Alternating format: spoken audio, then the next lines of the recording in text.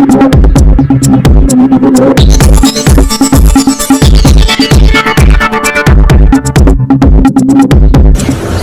నా పేరు Konaseema today news కి స్వాగతం.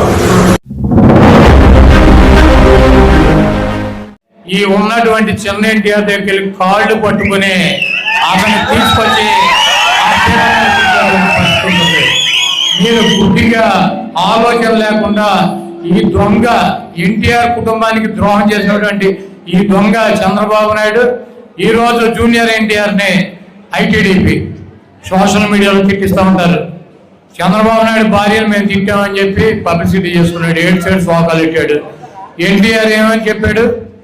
ఈ దేశంలో కానీ ఈ రాష్ట్రంలో కానీ మహిళలను గౌరవించడం సాంప్రదాయం, మహిళలను గౌరవించడం మనకి సాంప్రదాయంగా వస్తుంది.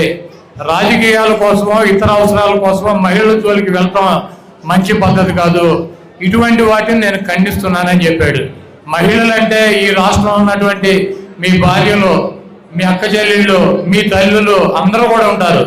అందరినీ ఎవరైనా సరే, ఆవిడ భువనేశ్వర్ కావచ్చు, లేకపోతే ఇక్కడ ఈ గ్రామాల్లో ఉన్నటువంటి ఆడపిల్లల కోసం ఎవరినైనా గౌరవించడం మన సాంప్రదాయం. అటువంటి జరగకుండా ఉండాల్సినటువంటి అవసరం ఉందని చెప్పి ఎన్టీఆర్ చెప్పాడు. దానికి ఏముంటారు? భువనేశ్వర్ గారి పేరు చెప్పి ఖండించలేదని చెబుతారు. ఎన్టీఆర్ని బండబూతులు తిడతాం.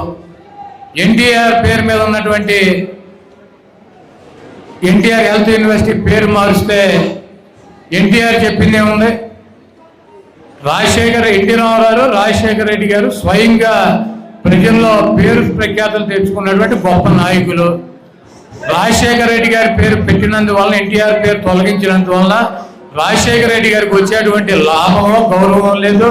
ఎన్టీ రామారావు పేరు ఒక యూనివర్సిటీ తీసేసినందువల్ల ఆయనకి పోయేటువంటి పేరు లేదు, ప్రఖ్యాత లేదు. ఇది మంచి సాంప్రదాయం కాదని చెప్పాడు. దీంట్లో తప్పైంది. రాజశేఖర రెడ్డి గారిని ఎన్టీఆర్ని పోలుస్తాం, మీకు ఇష్టం లేకపోతే పోల్చకూడదా? రాజశేఖర రెడ్డి గారు ఒక శాసనసభ్యుడిగా ఒక మహోన్నతమైనటువంటి స్థానానికి వచ్చి ఆయన పేరు మీద రాజకీయ పార్టీ పెడితే వాళ్ళ అబ్బాయి అధికారంలోకి వచ్చినటువంటి పరిస్థితి ఉంటే రాజశేఖర రెడ్డి గారిని ఎన్టీ రామారావుతో పోల్చగా ఈ 420 చంద్రబాబు గారితో పోల్చాలా?